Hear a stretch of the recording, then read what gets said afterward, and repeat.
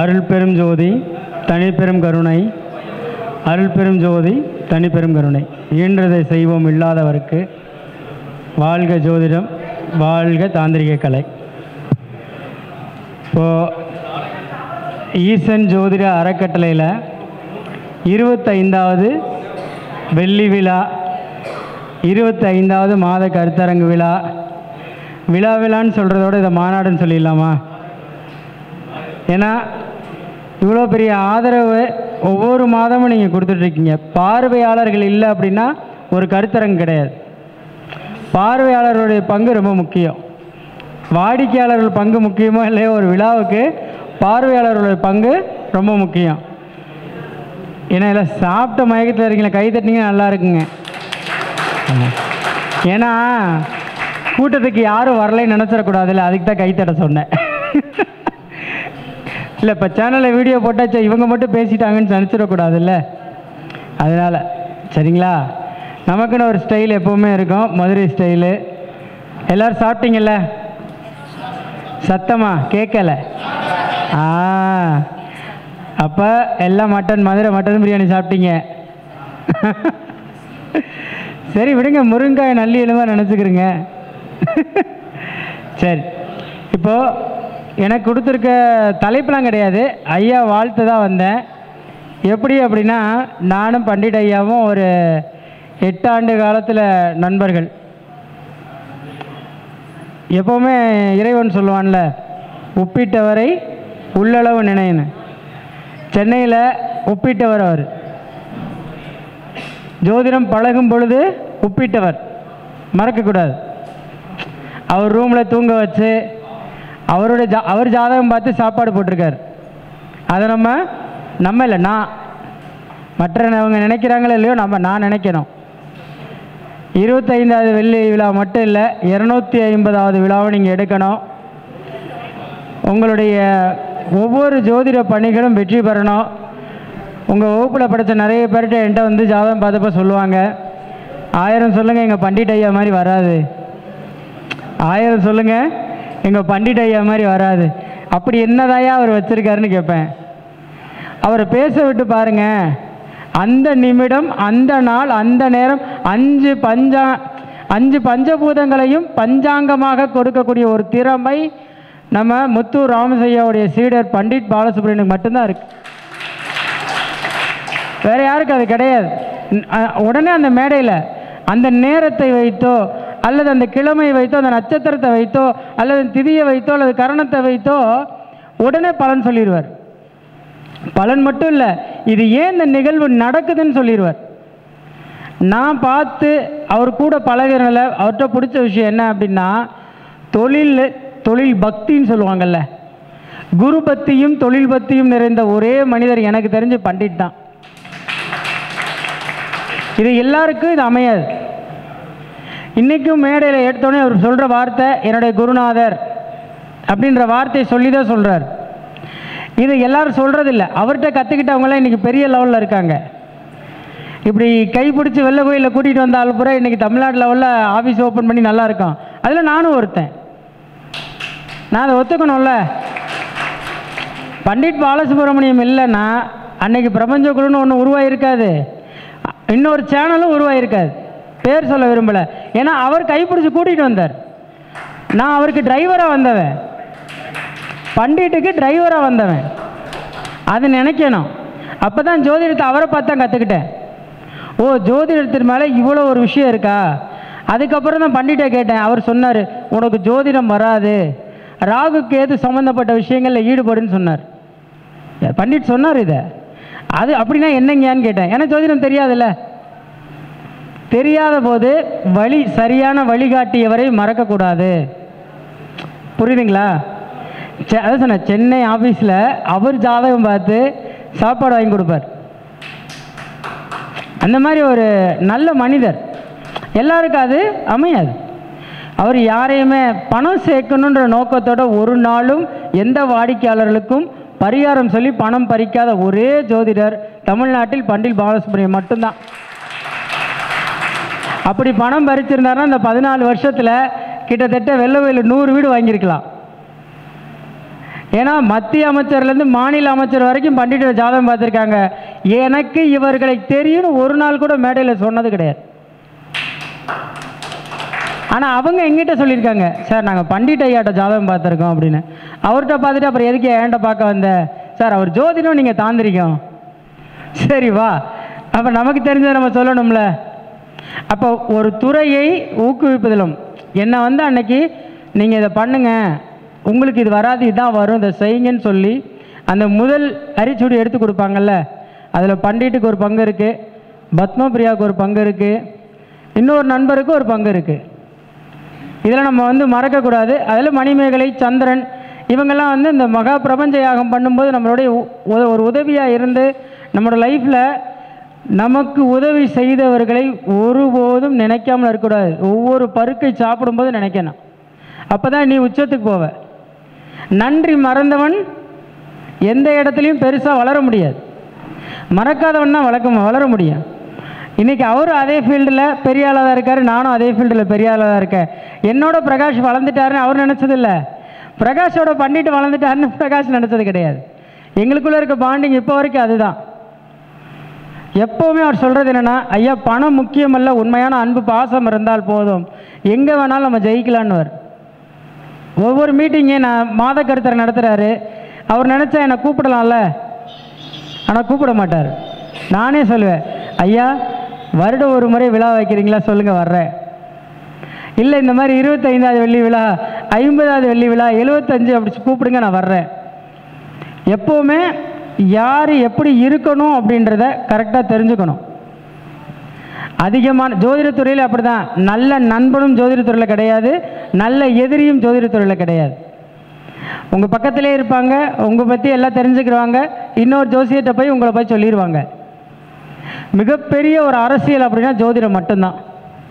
அரசியல்வாதியே வந்து பிச்சை கேட்கணும்னா ஜோதிடத்துறையில் தான் கேட்கணும். எப்படிங்க இந்த ஐடியா, எப்படிங்க இந்த ஜோசியரை கெடுத்தீங்க, எப்படிங்க இந்த ஜோசியர் நல்லா டெவலப் ஆகிட்டு இருந்தார், எப்படி அவரை முடிச்சு விட்டீங்க அப்படின்னு கேட்கணும். அது மாதிரி ஒவ்வொரு விழா நடத்தும் போதும் அல்லது ஒவ்வொரு மாத கருத்தரங்கு நடத்தும் போதும் ஜோதிடம் சம்பந்தமான விஷயங்களுக்கு ரொம்ப ஆர்வமும் முக்கியத்துவம் கொடுக்கறதுல பண்டிட் ஐயா வந்து எனக்கு ரொம்ப பிடிச்ச. இந்த நட்சத்திரம் அப்படின்னா நான் அவர்கிட்ட தான் டக்குன்னு யோசிப்பேன், பண்டிட்ட கேட்கலாமே. அப்போ தான் சொன்னேன், ஐயா புதுசாக ஒரு சிஸ்டம் கண்டுபிடிச்சிருக்கேன் அப்படின்னாரு. வாயில் வாஸ்து, என்னங்கய்யா வாயில் வாஸ்துன்னு சொல்லி ஒரு சிஸ்டம், அதில் வந்து நிறைய விஷயத்த சொல்லி சக்ஸஸ் ஆனவங்க ஏன்ட்டோன்னு சொல்லியிருக்காங்க. ஐயா வந்து ஒரு கிளைண்ட்டுக்கு அதை சொல்லியிருக்காரு, அவங்களுக்கு சக்ஸஸ் ஆகிட்டு அவங்க எந்த ஜாதகம் பக்கம் வரும்போது சொல்கிறாங்க, சார் அவர்கிட்ட போய் பார்த்தா எங்களுக்கு இந்த மாதிரி ஒரு சக்ஸஸ் ஆச்சு, ஆனால் அவர்கிட்ட அதை எடுக்கிறாரா வகுப்பு எடுக்கிறாருன்னா, அப்பா நான் சொன்னேன் அவர்கிட்ட பார்த்தீங்களா நம்பர் இருக்கலாம் கேளுங்க அப்படின்னேன். இல்லை சார் தெரிஞ்சவங்க மூலிமா, அப்படிலாம் பண்ணிட்டு ஜாமீன் போட்டால் ஏற்றுக்க மாட்டார், டைரெக்டாகவே அடிங்க அப்படின்னு. புரியுதுங்களா? இது வந்து ஜோதிடத்துறைக்கு கிடைச்ச பண்டிட்டில் மிகப்பெரிய ஒரு பொக்கிஷம். அப்போ அவருக்கு இந்த நேரத்தில் செந்தூரான் அறக்கட்டளையின் சார்பாக நன்றிகளை தெரிவித்துக் கொள்வது மட்டுமல்லாமல், ஐயா 25 அல்ல 250 அல்ல 500வது வெள்ளி ஆண்டு விழாவுக்கும் நான் வரணும். கண்டிப்பாக 500வது மாதம் நடக்கும் பொழுது இருவரும் நம்மளோட குழந்தைங்க நிற்கணும் அன்னைக்கு, சரிங்களா? இந்த மாதிரி ஒவ்வொரு விழாவும் வெற்றியடைய என்னுடைய வாழ்த்துக்கள். இருந்தாலும் சில டிப்ஸு தாந்திரிக பரிகாரங்கள் பற்றி 20 நிமிஷம் டைம், இன்னும் 10 நிமிஷம் விஷயத்தை பேசுவோம். சரி, ஜோதிடத்துறை வேறு தாந்திரிக வேறு அல்ல. கிரகங்களை கிரகித்து தாந்திரிக பரிகாரங்களை கொடுப்பது. ஏன்னா பெரிய பெரிய மருதமலை குருஜி ஐயாலாம் இருக்கார், அவரெல்லாம் மதுரையில் வகுப்பு எடுப்பார், வேறு மாதிரி எடுப்பார், குண்டக்கு மண்டக்கம் இருக்கும், டென்ஷன் ஆகிடுவார். திடீர்னு கிராஸ் கொஸ்டின் மட்டும் பண்ணக்கூடாது, முதல்ல என்ன சொல்கிறோம் அதை கேளு. ஐயா பொறுத்த வரைக்கும் அதுதான்.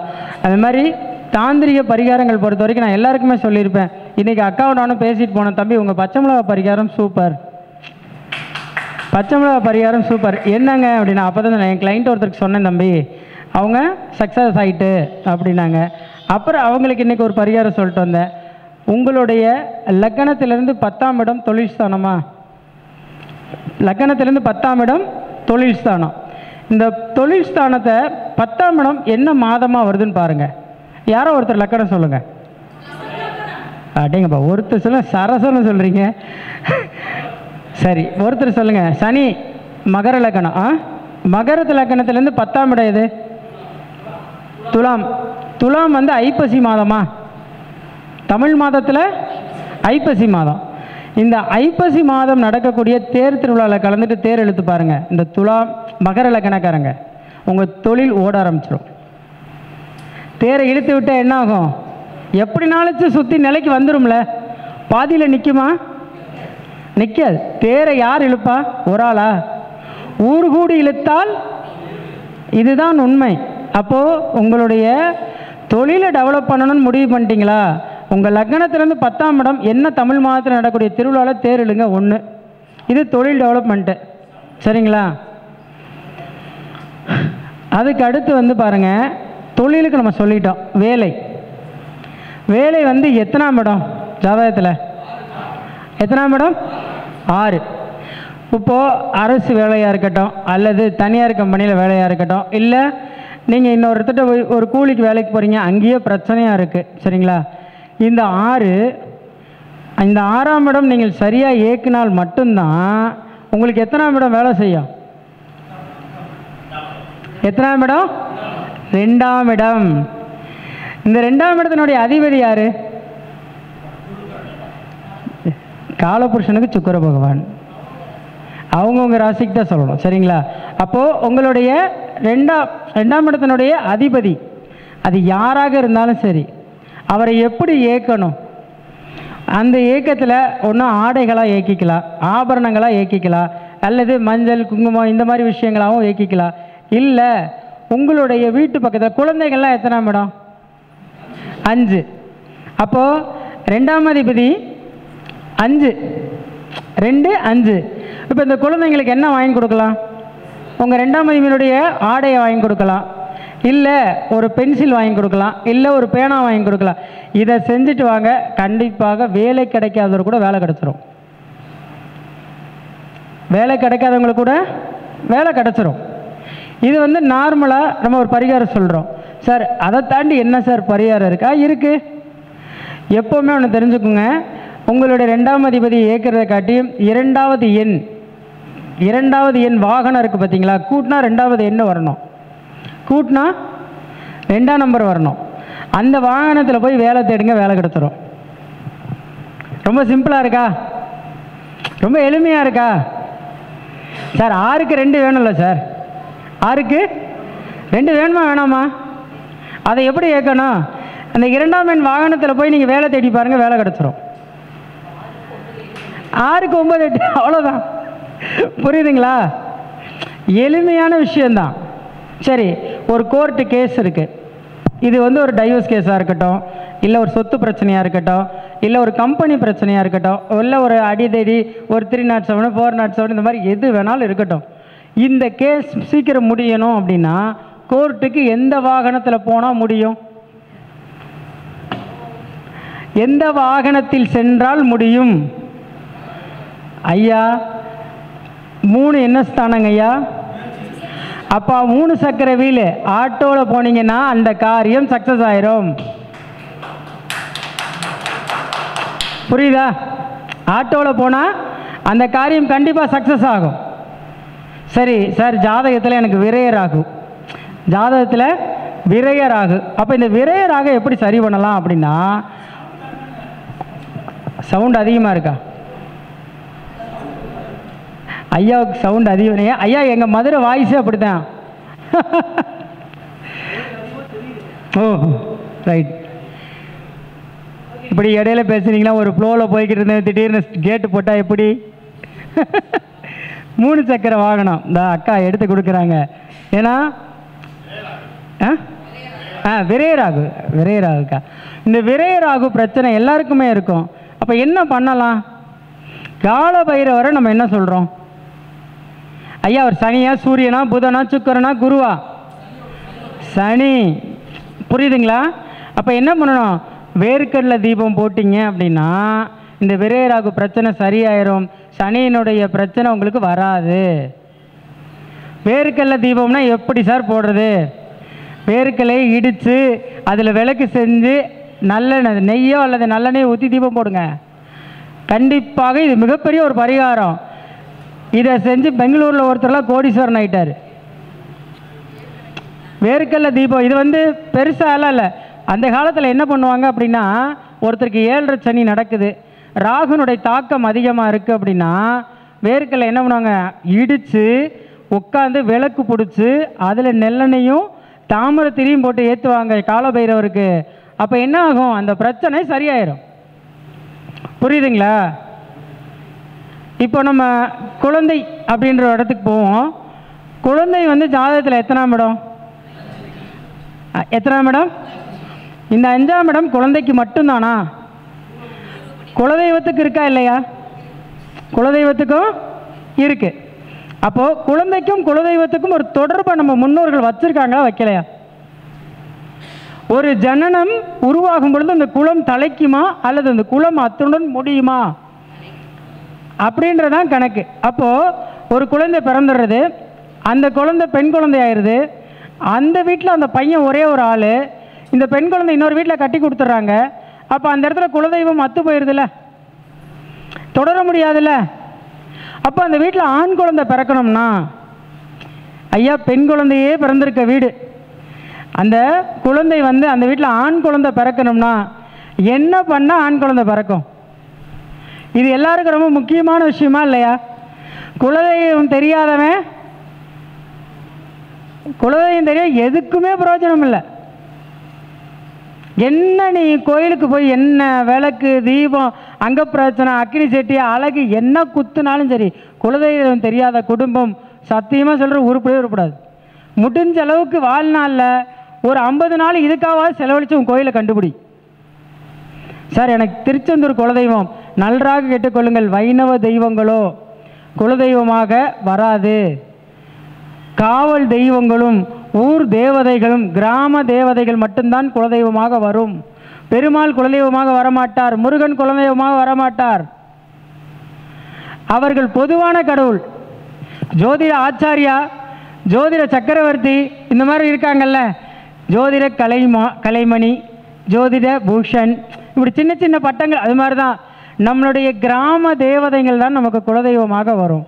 அப்போ இந்த குலதெய்வத்தை இப்படி தான் நம்ம ஆக்டிவேஷன் பண்ணிக்கணும். புரியுதுங்களா? அதை எப்படி நம்ம கண்டுபிடிக்கும்? அந்த வீட்டில் ஆண் குழந்தை எப்படி பிறக்க வைக்கணும்? சார் எங்கள் வீட்டில் எல்லாமே பொம்பளை பிள்ளைங்க சார், நான் ஒருத்தன் தான் சார் பையன், என் கூட பிறந்த அக்கா தங்கச்சி 5 பேர் சார், எனக்கும் 3 பொம்பளை பிள்ளை பிறந்துச்சு, இப்போ எனக்கு ஒரு ஆம்பளை பிள்ளை பிறந்தாதான் என் குலம் தலைக்கும். சரிங்களா? ஆண் குழந்தையை எத்தனாவது பாவமாக சொல்கிறோம்? பாவத்தில் சொல்லுங்க, சொன்ன பதில தான் சொல்ல போறீங்க, அதை தான் கேட்குறேன். உதயசூரியன்னு காட்டிருங்க, ஒன்றும் பிரச்சனையே இல்லை. என்ன எப்போவுமே இப்போ நமக்குள்ள சூழ்நிலை இன்னைக்கு தானே. அப்போ இது 5ஆம் பாவம். இந்த 5ஆம் பாவத்தை சரியாக இயக்கணும்ல. அப்போது ஆண் குழந்தை பிறக்கணும், ரொம்ப கவனமாக தெரிஞ்சுங்க. இந்த ஆண் குழந்தை பிறக்கணும் அப்படின்னாலே நம்ம ஆண் அப்படின்னா கிரகத்தில் யாரை சொல்லுவோம்? அறிங்க, ஆண்னா குருவா? சூரியன் குரு, சரியா? அப்போது இந்த குரு சூரியனை ஆக்டிவேஷன் பண்ணணுமா? அப்போ அரசு பதவியில் இருக்கக்கூடிய ஆண் ஆசிரியருக்கு இந்த ஆண் குழந்தை வேண்டி நினைக்கிறவங்க பாத பூஜை பண்ணுங்க, கண்டிப்பாக இந்த குரு சூரியனோட ஆசீர்வாதம் கிடைத்து ஆண் குழந்தை பிறக்கும். புரியுதுங்களா? இது கைத்தட்ட வேண்டிய தருணம். ஆளுக்கு 500 ரூபா. புரியுதா? பத்தாதா? ஐயா மதுரைக்காரங்க நிறையா கொடுத்துருவோம். இப்போ இந்த 3 டிப்ஸ் உங்களுக்கு போதுமானதாக இருக்கா இல்லை என்ன வேணுமா? 20 நிமிஷம் தான் கொடுத்துருக்காரு என் சகோதரர். இல்லைன்னா என் தங்கச்சி என்னை வீட்டுக்கு பற்றி விட்டுரும். என்ன உன்னை பேசுகிறதுக்கு கூப்பிட்டா 10 நிமிஷம் பேசுனேன், 1 மணி நேரம் பேசுகிறேன்றோம். சரி, இன்னொரு டிப்ஸ் கொடுப்போம். படிப்பு சார், நீட் தேர்வு, ஐஏஎஸ்ஸு, ஐஎஃப்சி, இந்த மாதிரி நிறைய எக்ஸாம்ஸ் இருக்கும், மெயினான எக்ஸாம்ஸ். இதெல்லாம் கம்ப்ளீட் பண்ணவே முடியாமல் நிறைய பேர் இருப்பாங்க. இதெல்லாம் கம்ப்ளீட் பண்ண முடியாதவங்க நிறைய பேர் இருப்பாங்க. மார்க் எடுப்பாங்க, அதில் ஒரு 2 மார்க்கில் போகும், 3 மார்க்கில் போகும். இல்லை வெளிநாட்டில் போய் படிச்சுட்டு இங்கே வந்து அந்த ஒரு எக்ஸாம் எழுதினா தான் அவங்களுக்கு அந்த லைசன்ஸ் கிடைக்கும். இந்த மாதிரி இப்போ நிறைய பேர் தோத்துட்ருக்காங்க. 40 மார்க்கில் போகும், 4 மார்க்கில் போகும், 10 மார்க்கில் போகும், 15 மார்க்கில் கூட போகும், 2 மார்க்கில் கூட போகும். புரியுதுங்களா? அப்போ இவங்கெல்லாம் சக்ஸஸ் ஆக என்ன பண்ணலாம்? டாக்டர் நீங்கள் படிக்கிறீங்க அப்படின்னா கும்பகோணத்தில் அருகில் இருக்கக்கூடிய வனதுர்க்கை அம்மன் கோவிலுக்கு ஸ்டெத்தஸ்கோப் செஞ்சு கொடுக்குறேன்னு வேண்டிக்கிங்க. கண்டிப்பாக நீங்கள் டாக்டர் ஆயிடுவீங்க. 5 நபர்களை அனுப்பிச்சேன். 5 பேர் இப்போ அந்த கோயிலில் அந்த ஸ்டெத்தஸ்கோப்பை செஞ்சு பிரேம் போட்டு பேர் எழுதி வச்சுருக்காங்க. வனதுர்க்கை கோவில் இது வந்து கண்டிப்பாகவே சக்ஸஸ் ஆகுது. சரி, நான் ஃபஸ்ட்டு நம்பிக்கை இல்லாமல் தான் நான் போனேன். எல்லா கோயிலும் கும்பகோணம் சுற்றி பார்க்க போனேன். சரி, இந்த கோயிலுக்கு போவோம். அந்த நேரம் பார்த்து ஒருத்தர் ஃபோன் பண்ணி, ஐயா ஜூன் 15 நீட் ரிசல்ட்டு, இந்த மாதிரி விஷயம் என்ன பண்ணலாங்கன்னாரு. கவலையப்படாதீங்க, இந்த கோயில் நான் இருக்கேன். எல்லோரும் நிறைய ஸ்டெத்தஸ்கோப்பாக வாங்கி மாட்டி ஃப்ரேம் போட்டு 96 to 95 வருஷம், 2000 to 2005 அந்த மாதிரி 5 வருஷம் போட்டு அதை வாங்கி மாட்டியிருக்காங்க. உங்கள் பையன் பாஸ் ஆகிட்டான், நல்லபடியாக சீட்டு கிடச்சிட்டா இதை மாட்டுங்க அப்படின்னு. சீட்டு கிடச்சிருச்சு, சக்ஸஸ்ஸு. புரியுதுங்களா? அப்போ அந்த கோயிலில் நின்று தான் நான் அந்த விஷயத்தை அங்கேருந்து கண்டுபிடிச்சி தான் சொல்கிறோம். அப்போ ரிசல்ட்டை கொடுக்குது அப்படின்னா அந்த கோயிலுக்கு எனக்கு ஒரு பாண்டிங் இருக்கணும்ல. வனதுர்க்கை அப்படின்னா ராகு தானே, ராகுவும் புதனும் தானே. புரியுதுங்களா? அப்போது எனக்கு ராகு யோகி, ஜாதகத்தில் ராகு நல்லா இருக்கார். அப்போ அந்த கோயிலேருந்து நான் ஒரு பரிகாரம் சொல்லும்போது சக்ஸஸ் ஆகிறேன்னா, அதே பரிகாரத்தை இன்றைக்கி எங்கே சொல்லியிருக்கேன்? திருச்செங்கோடு. இது ராகு, திருச்செங்கோடு ராகு. அப்போ அந்த இடத்துல என்ன நான் சொல்கிறேன்னா இல்லையா? அப்போது இந்த நீட் தேர்வில் பாஸ் ஆகி நல்ல ஒரு இடத்துக்கு போகணுன்னு நினைக்கிறவங்க இந்த கும்பகோணத்து பக்கத்தில் இருக்கக்கூடிய வனதுர்க்கை கோயிலுக்கு போங்க, போய் வேண்டிட்டு வாங்க, கண்டிப்பாக உங்களுக்கு சக்ஸஸ் ஆகும். போய் அங்கே பரிகாரம்லாம் யாரையும் பண்ண சொல்ல, ஒரு 2 எலுமிச்சை பழம், 5 10 ரூபா. வசதியாக இருக்கவங்க காரில் போங்க, கொஞ்சம் வசதி கம்மியாக இருக்கவங்க பஸ்ஸில் போங்க, இன்னும் வசதியாக கம்மியாக இருக்கவங்க ட்ரெயினில் போங்க. வாடகை கார் எடுத்து கடன் வாங்கி அந்த கோயிலுக்கு போய் பரிகாரம் பண்ணாதீங்க. பரிகாரமே கிடையாது. 2 எலுமிச்சை பழம் போதும். புரியுதுங்களா? அந்த கோயிலுக்கு ஒரு 10 ரூபா மல்லிகைப்பூவோ இல்லை ஏதோ ஒரு பூ உங்கள் கையால் கட்டி எடுத்துகிட்டு போங்க, இல்லை அங்கே கூட வாங்கி கொடுங்க, தப்பே இல்லை. ஆனால் இதை வேண்டிக்கங்க உங்கள் பசங்களுக்காக. உங்களை வருத்தி இந்த வேண்டுதல் பண்ணிங்கன்னா சக்ஸஸ் ஆகும். சொகுசாக போய் இந்த அம்மாட்ட நீங்கள் கேட்டிங்கன்னா சக்ஸஸ் ஆகாது. எந்த ஒரு பரிகாரமும் நல்லா தெரிஞ்சுக்கங்க. கோயில் வரிசையில் நின்று சாமி பார்த்தா சக்ஸஸ்ஸு. 500 ரூபா டிக்கெட்டில் போய் சாமி பார்த்தா சக்ஸஸ்ன்னு சொல்லுவீங்களா? சாமி என்ன நினைக்கும்? ஆல்ரெடி வசதியாக தான் இருக்கட்டும் பாவம் அப்படின்ற மாதிரி தான் யோசிக்கும். புரியுதுங்களா? ஆனால் எங்களை மாதிரி தாந்திரிகவாதி என்ன சொல்லுவோம்? சீக்கிரம் சாமி பார்க்கணுன்னா 500 ரூபா டிக்கெட்டில் போப்பா. ஏன்னா நீங்கள் என்ன செய்கிறீங்க? எதை சாப்பிட்டா பித்தம் தெளியும் தானே வர்றீங்க. வேறு வழி இல்லாமல் நாங்கள் என்ன பண்ணுறோம்? சரி போ. அதுக்கப்புறம் பின்னாடி வரக்கூடிய கர்மா சரியாகுமான்னு கேட்குறதில்ல, முன்னாடி போக வழி கேட்குறீங்க. சார் பின்னாடி நம்ம கர்மா துரத்திக்கிட்டே வருமே சார், அதுக்கு என்ன சார் வழின்னு ஏன் கேட்குறதில்ல? புரியுதுங்களா? அன்றைக்கி முன்னோர்கள் வேதத்திலே இருக்கு, ஒரு கொலை பண்ணிட்டான்னு வைங்க, ஒருத்தன் ஒரு கோதானம் பண்ணால் அந்த பாவம் சரியாயிரும். ஒரு கொலை பண்ணினவன் ஒரு கோதானம் பண்ணால் செஞ்ச பாவம் சரியாயிரும். ஆனால் பிரபஞ்ச கணக்கிலேருந்து மிஸ் ஆக முடியாது. எப்போவுமே ஆண்டவன் ஒரு கணக்கு போடுவான், பஞ்சபூதம் ஒரு கணக்கு போடுவான்.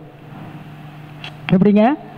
ஆண்டவன் ஒரு கணக்கு போடுவான், இந்த பஞ்சபூதங்களும் ஒரு கணக்கு போடும். அவன் தான் நிலம், நீர், காற்று, ஆகாயம், சூரியன், இந்த மாதிரி சொல்கிறோம்ல, நெருப்பு. இந்த 5 பேரும் தான் நம்ம உடம்பு இல்லை. இந்த 5 பேர் சரியாக இயங்கலைன்னா நம்மளோட உடல் இயங்காது. அதான் ஆண்டவன் ஒரு கணக்கு போட்டால் பஞ்சபூதம் ஒரு கணக்கு போடும். அப்போ கிரகங்களை சரியாக யூகிக்க முதல்ல தெரிஞ்சுக்கணும். இல்லை அப்படின்னா நம்மளால் ஜெயிக்க முடியாது. அதுதான் தாந்திரிகம். வருமுன் காப்போம், வந்ததுக்கப்புறம் காக்கக்கூடாதுங்க. வருமுன் காப்போம் தான் தாந்திரிகம். வந்ததுக்கப்புறம் காக்கிறது தான் ஜோதிடம். நான் ஜோதிடர்களை தப்பாக சொல்ல, என்னுடைய பாணி அதை நான் சொல்கிறேன், அவ்வளோதான். புரியுதுங்களா?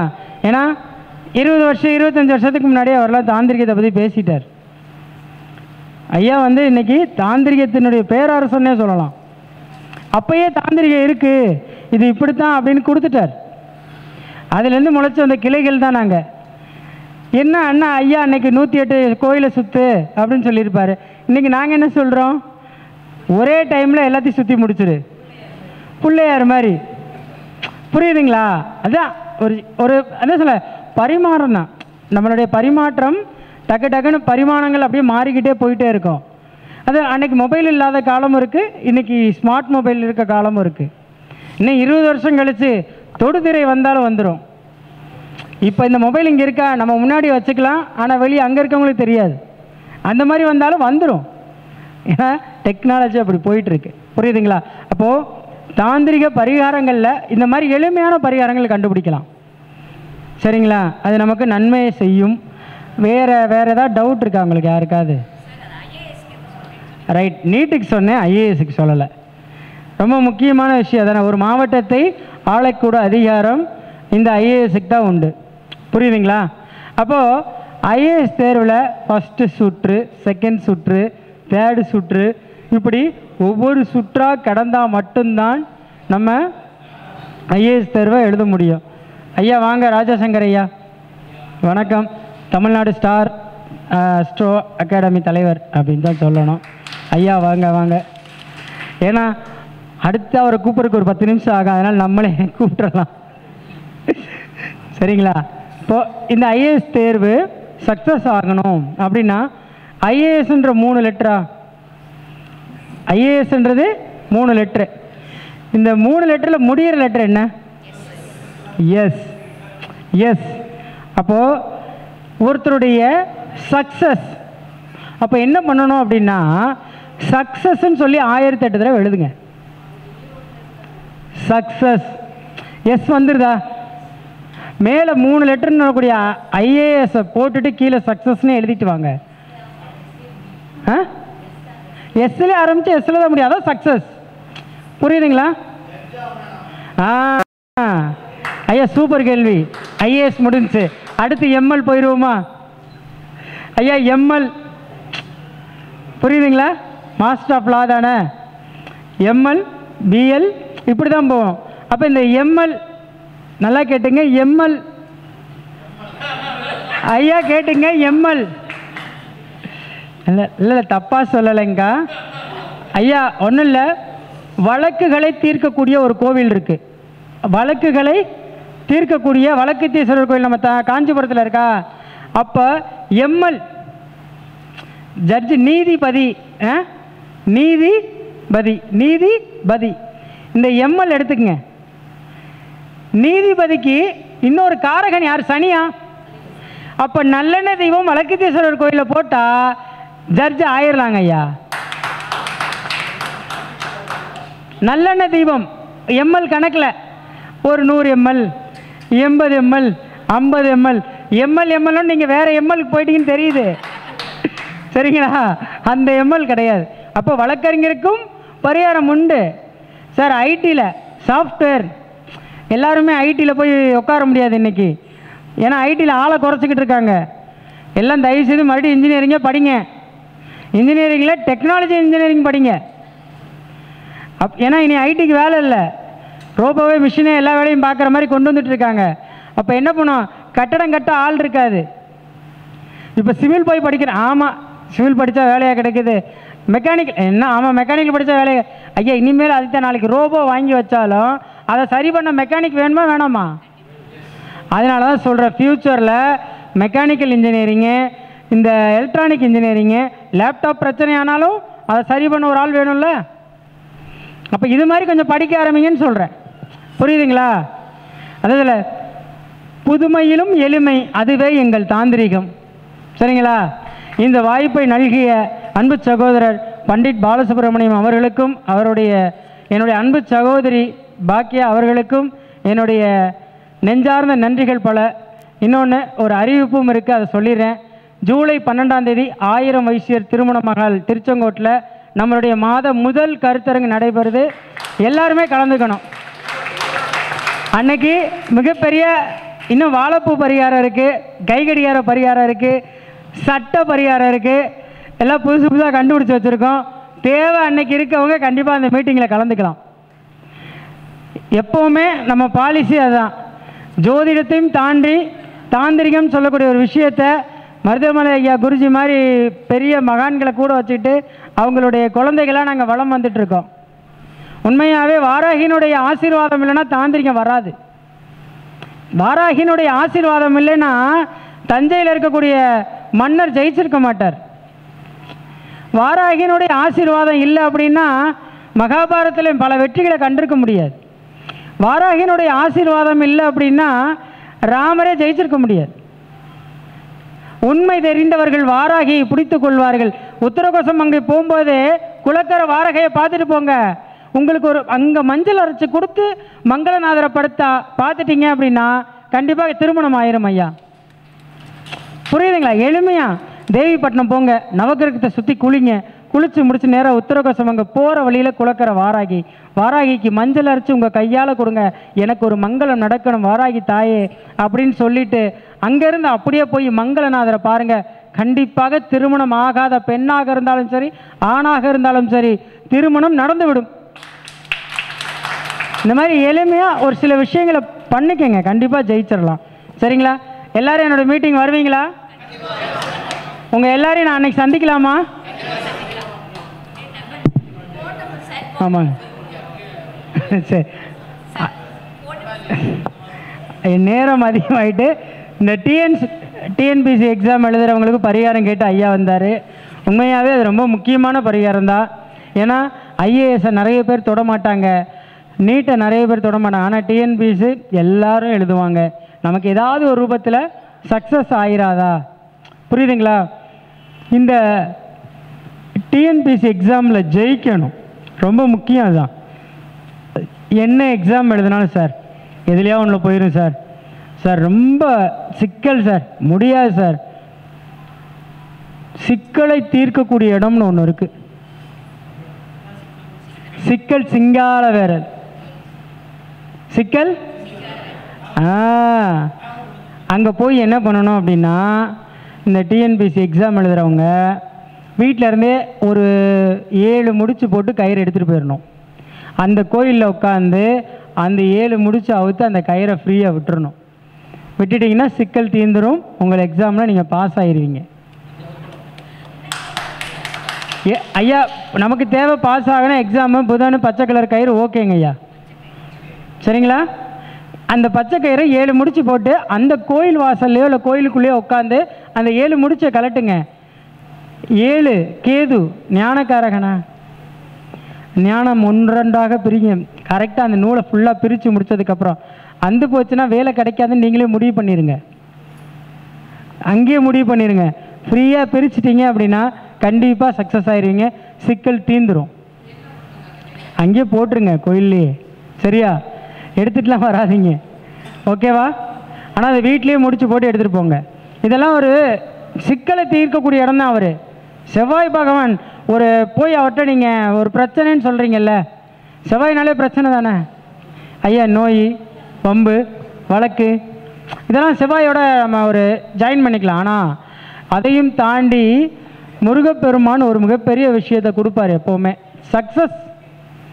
சக்ஸஸ் கொடுக்குற ஒரே தெய்வம் கந்த பெருமான் தான். பெருமாள்கிட்ட லேட்டாக வரம் வாங்கலாம், விநாயகர்கிட்ட வெற்றி செஞ்சு வரம் கொடுப்பாரு. இதே கருமாரி மகமாயி அங்காள பரமசி இதெல்லாம் வந்து வரம் கொடுக்க கொஞ்சம் யோசிச்சு வரம் கொடுப்பாங்க. ஆனால் முருகன் தான் விளையாட்டு பிள்ளை கேட்ட உடனே எடுத்து கொடுத்துருவான். ஆனால் கொஞ்சம் கஷ்டத்தை கொடுப்பான். அவன் கஷ்டத்தை கொடுக்குறான்னு தெரிஞ்சா அப்போ முடிவு பண்ணிக்கோங்க நம்ம நல்லா வரப்போகிறோன்னு. நான் இன்னைக்கு வரைக்கும் வருடம் காவடி தூக்கி ஆடுறேன். காவடியை தூக்கி உங்கள் கஷ்டத்தை அந்த பாரத்தை தூக்கி இந்த தோளில் வச்சு காவடியை இறக்கிட்டிங்கனாலே முருகப்பெருமான் கண்டிப்பாக உங்களுடைய பாரத்தை இறக்கிடுவார். எங்கே காவடி தூக்குற வாய்ப்பு கிடைச்சாலும் அதை தவற விடாதீர்கள். உங்கள் கஷ்டத்தை முருகப்பெருமானை தூக்கி அந்த ஷோல்டரில் வச்சுட்டிங்கனாலே உங்கள் கஷ்டம் பூரா தீர்ந்து அதை இறக்கி மறுபடியும் வைக்கும்போது. அதனால தான் சொல்கிறேன், அந்த காலத்திலேயே முன்னோர்கள் காவடின்ற ஒரு விஷயத்தை கொடுத்தான். முருகப்பெருமானுக்கு மிகப்பெரிய விஷயம் என்ன தெரியுமா? ஒரு சொம்பு தண்ணியும் அந்த காவடியும் தான். காவேரி கரையிலையோ அல்லது நீங்கள் இருக்கக்கூடிய ஆற்று பகுதியிலையோ ஒரு செம்பில் தண்ணி எடுத்துகிட்டு போய் அவர் அபிஷேகத்தை கொடுத்து அவரை குளிர வச்சுட்டாலே உங்களுடைய கஷ்டங்களை பூரா தீர்த்துருவார். அது நல்லா தெரிஞ்சுக்கோங்க. உச்சிகால பூஜைகளை கடவுளை வணங்குவது நீங்கள் கேட்ட வரங்களை அள்ளி கொடுத்துரும், எந்த கடவுளாக இருந்தாலும். ஏன்னா அபிஜித் முகூர்த்தம் அன்னைக்கு தான் வந்து ஒழிச்சு வச்சுட்டான், அதை முஸ்லீம் கையில் கரெக்டாக பிடிச்சிட்டான். அதனால தான் ராகு போல் பிரம்மாண்டமாக இருக்கான். புரியுதா? நல்லா யோசிச்சு பாருங்க. ரகசியங்களை நட்சத்திரங்களுக்குள்ளே ஒழிச்சு வச்சுருக்கான். ஒவ்வொரு நட்சத்திரத்துக்குமே ஒரு ரகசியம் இருக்குது. இப்போ வரைக்கும் அதை யாரும் கண்டுபிடிக்கலை. நட்சத்திர சித்தாந்தம், நட்சத்திர என்னென்னமோ இருக்குது சார், அங்கெல்லாம் நான் வரல சார். ஆனால் ஒவ்வொரு நட்சத்திரத்துக்கூடையும் ஒரு உயிர் நாடியை ஒளித்து வைத்திருக்கிறார்கள் நம் முன்னோர்கள். அப்படியே உட்கார்ந்து நட்சத்திரத்தினுடைய மிருகங்களையோ பழங்களையோ அல்லது நட்சத்திரத்தினுடைய அமர்வோ பார்வையோ இதை பார்க்கக்கூடாது. நட்சத்திரத்தினுடைய உயிர் நாடி எங்கே இருக்குன்னு பாருங்கள். இந்த நாங்கள்லாம் கண்டுபிடிச்சி தாந்திரிய பரிகாரத்தில் சொல்கிறதே அந்த நட்சத்திரத்தினுடைய உயிர் நாடியை வச்சு தான். புரியுதுங்களா? அது ரொம்ப கஷ்டம். ஆனால் கண்டுபிடிச்சிட்டிங்க அப்படின்னா நீங்களும் சக்ஸஸ் ஆகலாம். அதான் சொன்னேன்ல, ஐயாவோட நான் வரும்போது 0, இன்னைக்கு அவருக்கு டப்பு கொடுக்குறேன். அவரே சொல்லுவார், பரவாயில்லைங்க ஐயா, ஒன்றும் தெரியாதுன்னு நினச்சேன், சாதிச்சிட்டீங்க, நல்லா இருக்கீங்கன்னு என்னை கூப்பிட்டே வாழ்த்துனவர். அப்போ அந்த பெருந்தன்மை உள்ளம் பண்டிட் அவர்களுக்கு எப்போவுமே உண்டு. எல்லாரும் மாதிரி அவர் கிடையாது. என்னை பொறுத்த வரைக்கும் தான் வளரணும், அடுத்தவங்க வளரக்கூடாதுலாம் யோசிக்க மாட்டார். வா, என்னால் முடிஞ்ச உதவி நான் செய்கிறேன். அதுதான் அவருடைய குணாதிசயம். இந்த வாய்ப்பை ஏற்படுத்தி கொடுத்த ஈசன் ஜோதிட அறக்கட்டளைக்கு என் நெஞ்சார்ந்த நன்றிகள் பல.